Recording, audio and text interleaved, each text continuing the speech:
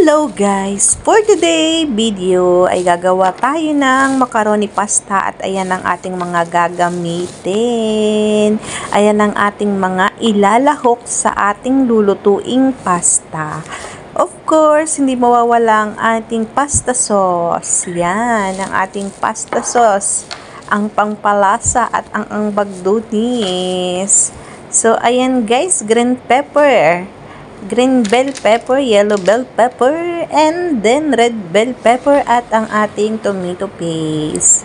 At eto na nga guys, ang ating gagamitin ng macaroni pasta at ang ating oil ay nakahanda na. Mayroon din tayo ditong sibuyas na tumutubo at saka luya at ang ating bawang. So ayan, prepare na ni Ijan ang kanyang gagamitin sa pasta at kukunin na rin niya ang kanyang spices.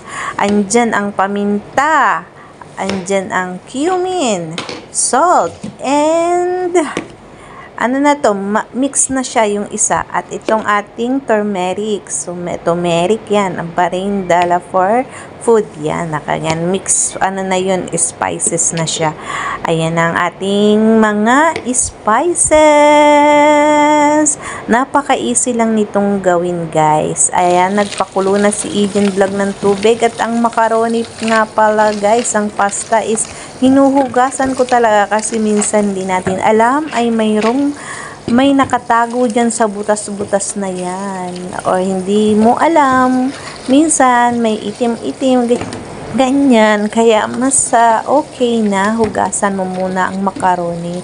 Hindi naman yan magdidikit-dikit guys. Kasi hugasan mo yan pag ilalagay mo na, pag kumukulo na yung ano natin, ininit na tubig na mayroong mantika. Nilagyan ko yun ng mantika. At yan na nga, ililagay na natin ang ating pasta. So, ayan, wait lang natin yung kumulo. At ngayon nga pala yung gagamitin ko ay hiniwa-hiwa ko na. Ready na.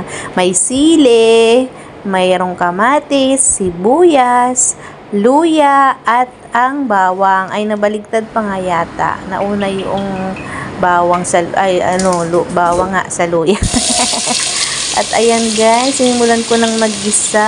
Sinimulan na ni Eden Vlog mag-gisa at inuna nga natin ang ating sibuyas. At sinunod ang bawang at saka ay ang luya.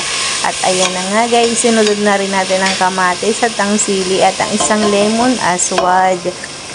Sinunod na rin natin ang green pepper, red pepper, at saka yellow bell pepper. Yan, hinalo-halo. At isusunod na rin ang ating spices na pinagsama-sama ko na para isang lagayan na laang. Tigwa 1 teaspoon yan guys, ang sukat ng aking mga spices. At ito, nilagyan na natin ng tomato paste. Of course, halu-haluin natin yan later. Lalagyan muna natin ng pasta sauce. Yan. It depends naman sa inyo kung ilan yung ilalagay nyong kutsaritang pasta sauce. Ang nilagay ko lang kasi dyan is 2 kutsara lang. So, ayan, hinalo-halo na natin.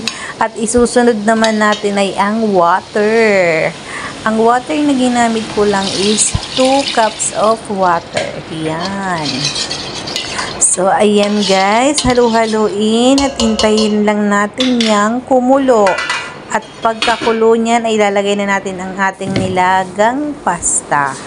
At of course, ito, prepare na muna ang ating bagdunis. Ilalagay din natin yan later. Yan. Siyempre, pag maluluto na at madali na natin ahunin yung ating pasta, saka natin ilalagay itong bagdunis. At ayan na nga, umpisa nating hiwain ang ating bagdunis. Eden Vlog, ay bilis-bilisi ang paghiwa. Ayan, be careful. At ito, finish na nga ang ating bagdunis na chop-chop na. At ito guys, tingnan natin ang ating macaroni. Ay, macaroni. Sauce pa lang pala yan. Ayan, kumukulo na. Pwede na nating ilagay ang ating pasta. Macaroni. Ayan guys. O, luto na rin siya guys. Niluto ko muna para parang style spaghetti rin. Pero wala tong halong karne. Ano lang siya guys, sauce lang talaga at saka yung ano natin, yung mga lara-lara na yan. Wala siyang karne, yan lang talaga yung request ni amo. Guys, nilagyan ko nga pala yan ng hindi na nakita, yung chili powder para medyo maanghang-anghang. At saka mayroon din siyang 1 chili na small, maanghang din yun, pero hindi masyado, kaya nilagyan ko pa rin ng powder na chili. Kunti lang naman. Yan. Yung sweet chili yung ginamit ko. So, ayan na guys ang ating pasta. Looking so yummy na. Halu-haluin lang. Napaka-easy lang naman gawin. Diba? Nagisa-gisa ka lang. Nagisa-gisa. Tapos, ilagay mo lang yung tubig, tomato paste, at saka yung pasta sauce. Ayan na. Napaka-easy lang na gawin. Pakukuluin mo na lang yan. At ready na yan, ready na yan para sa tanghalian ni amo. At para sa tanghalian ko na rin. So, ayan guys, ilagay na natin ang ating bagdunis. Ayan, lalo na tong sasarap kasi mayroon na siyang bagdunis. Diba? No meat. Kaya napaka-healthy niya. Kahit pastang kainin nyo, basta wala siyang halong mga karne-karne. Diba? Ganyan yung amo ko. Minsan lang talaga siya magkarne. Ayan ang ating pasta at nilagyan natin ng cheese parmesan. Masalam!